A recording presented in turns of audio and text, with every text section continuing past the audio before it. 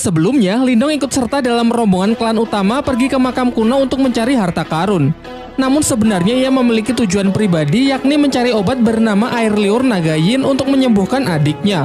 Singkatnya, setelah semua perwakilan ketua dari masing-masing klan berkumpul, akhirnya penghalang spiritual pun dapat dihancurkan sehingga semuanya bisa segera masuk ke tempat tersebut.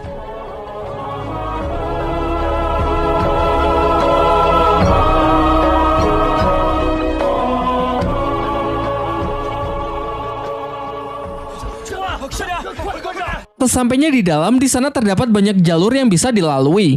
Lindong pun memilih jalur yang berbeda dari rombongan Linker karena mengikuti saran dan arahan dari Martha. Setelah cukup lama berlari, ia sampai di sebuah pintu yang dilindungi oleh energi mental. Pada awalnya Lindong ingin menghancurkannya secara fisik, hingga Martha menyarankannya untuk membukanya cukup dengan mengalirinya menggunakan energi mental.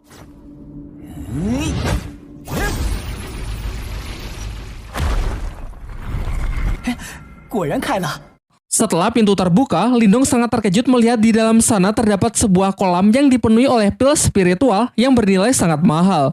Tanpa membuang waktu, ia pun segera mengeluarkan kantong ajaibnya untuk mengambil semua pil tersebut karena jika nanti dijual, ia pasti bisa mendapatkan banyak cuan. Sementara itu, Martha juga berhasil menemukan ruangan yang dipenuhi oleh roh iblis yang telah tersegel dan ia pun segera melahapnya satu persatu guna dapat memulihkan kekuatannya. Si Oyen pun juga tak mau ketinggalan sehingga mereka pun terlihat saling berebutan. Di saat asik-asiknya panen mutiara roh iblis, tiba-tiba dari balik pintu terdengar suara beberapa orang dari klan Wang yang ingin menerobos masuk. Martha yang masih belum puas dan ingin memakan roh iblis lebih banyak lagi, menyuruh Lindong menahan pintu tersebut menggunakan energi mentalnya untuk beberapa saat. Sampai ketika ia sudah cukup kenyang, Martha membuka pintu di belakangnya dan mengajak Lindong untuk segera pergi.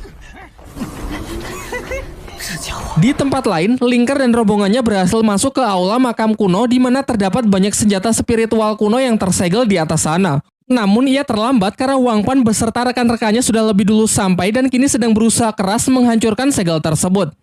Karena segala upayanya sia-sia, akhirnya mereka pun sepakat untuk bekerja sama demi menghancurkan segel itu dan membagi senjata kuno di dalamnya setelah segelnya berhasil dihancurkan. Tetapi di dalam hati mereka masing-masing tetap memiliki niat licik untuk memonopoli semua senjata tersebut karena kedua klan ini dari awal memang sudah tidak saling percaya. Tak lama setelah itu, Lindong juga datang menyusul dan segera membantu klannya. Diperdengarkan dari dalam dirinya, Martha menyarankan agar Lindong mengambil senjata tombak di sebelah kiri. Lindong pun menurutinya karena percaya Martha memiliki mata yang sangat tajam terkait kekuatan spiritual. Singkat cerita, segel itu pun hancur dan senjata-senjata kuno di dalamnya melesat tak beraturan. Semua orang pun berpencar untuk menangkap senjata yang diinginkan. Sementara Lindong mengikuti instruksi dari Martha untuk bergegas mengambil tombak yang ia pilih. Di saat ia tengah berusaha keras, Wang Pan mengganggunya karena ternyata ia juga menginginkan senjata kuno sama seperti Lindong, sehingga pertarungan pun tak terhindarkan.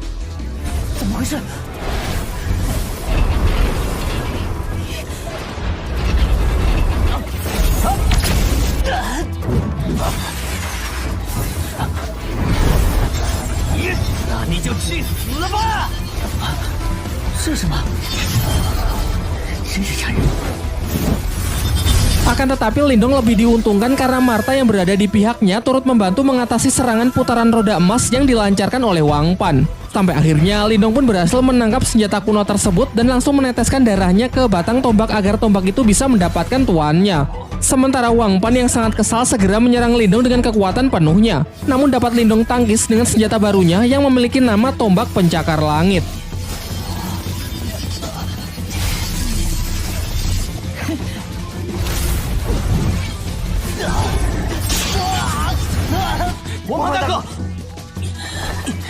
Setelah kerusuhan itu, sebenarnya Wang Pan ingin melanjutkan pertarungan mereka atas nama klan masing-masing. Namun ketika tahu Linker juga berhasil mendapatkan salah satu senjata kuno legendaris sehingga kecil kemungkinan pihaknya bisa menang, akhirnya ia pun bersedia pergi dan menarik seluruh rekannya untuk mundur. Kemudian Linker mengajak Lindong bergabung dengan rombongannya untuk menemukan harta karun paling berharga di makam kuno. Tetapi Lindong menolaknya dengan alasan ingin berkeliling sendirian saja. Singkatnya, setelah cukup lama berjalan, Lindong malah tersesat di dalam sebuah labirin. Ketika mereka sedang berusaha keras mencari jalan keluar, tiba-tiba saja dinding labirin itu bergerak saling merapat sehingga Lindong pun harus bergegas lari agar tidak terhimpit. Ketika sedang menghadapi jalan buntu, Martha yang curiga kalau ini cuma ilusi menyarankan agar Lindong tetap berlari lurus. Dan benar saja, setelah melewati dinding di depannya, ia tiba di sebuah tempat rahasia di dalam makam kuno tersebut.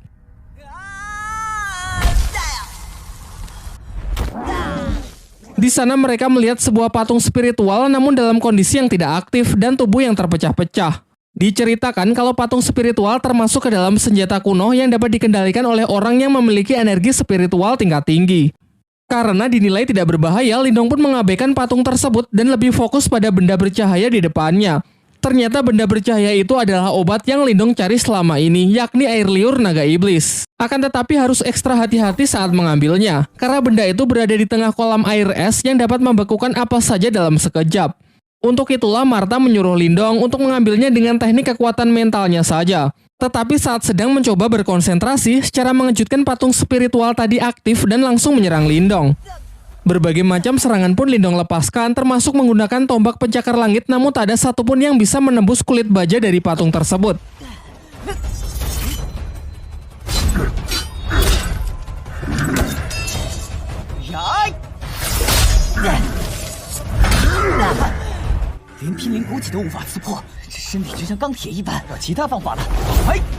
Sampai Lindong baru menyadari bahwa inti energi dari patung spiritual tersebut tepat berada di belakang kepalanya. Sehingga untuk mengalahkannya cukup menekan titik tersebut. Mulailah ia menyusun strategi dengan menyerangnya menggunakan laser cahaya dari depan sebagai pengalih perhatian dan menunggu kesempatan yang tepat untuk menyerang titik lemah patung spiritual tersebut.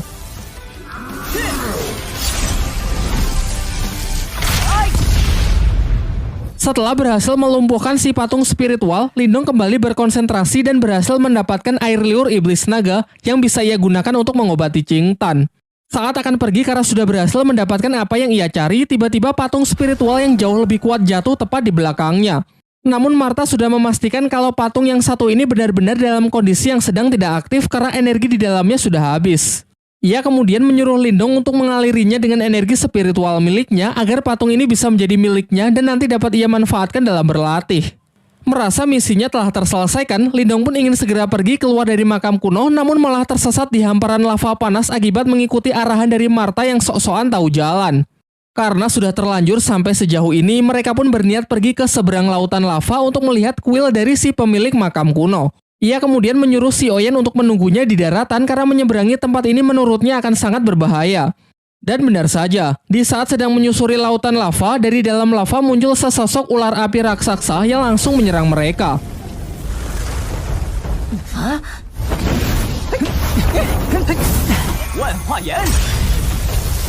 Awalnya Lindong sangat kesulitan mengatasinya karena setiap serangan yang ia lancarkan justru ditelan oleh ular tersebut. Untung saja setelah mengikuti bimbingan dari Martha, yaitu dengan mengaliri tombak pencakar langit menggunakan energi murni Lindong, membuat senjata kuno tersebut menjadi jauh lebih efektif untuk menghancurkan ular api di hadapannya.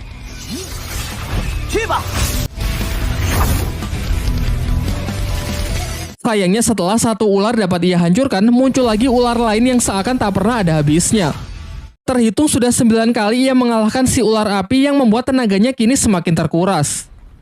Sampai akhirnya di ular api yang ke-10, Lindong mulai berpikir bahwa kemungkinan lautan lava ini hanyalah sebuah ilusi sama seperti labirin sebelumnya.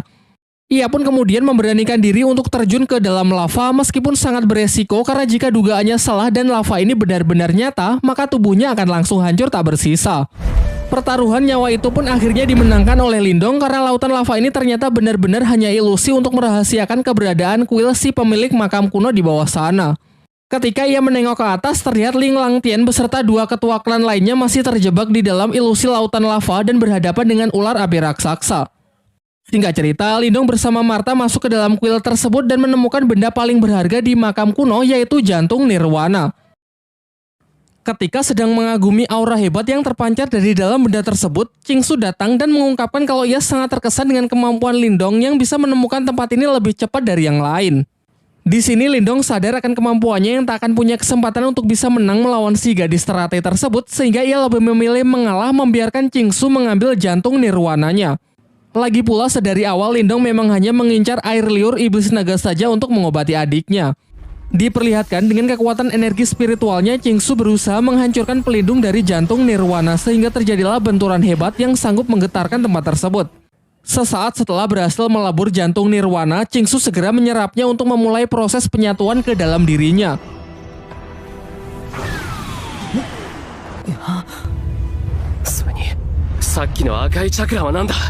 Sementara itu, Lindong yang masih melihat-lihat seisi ruangan secara tak sengaja menemukan peti mati dari si pemilik makam kuno dan ia pun menyampaikan rasa terima kasihnya di hadapan peti mati tersebut.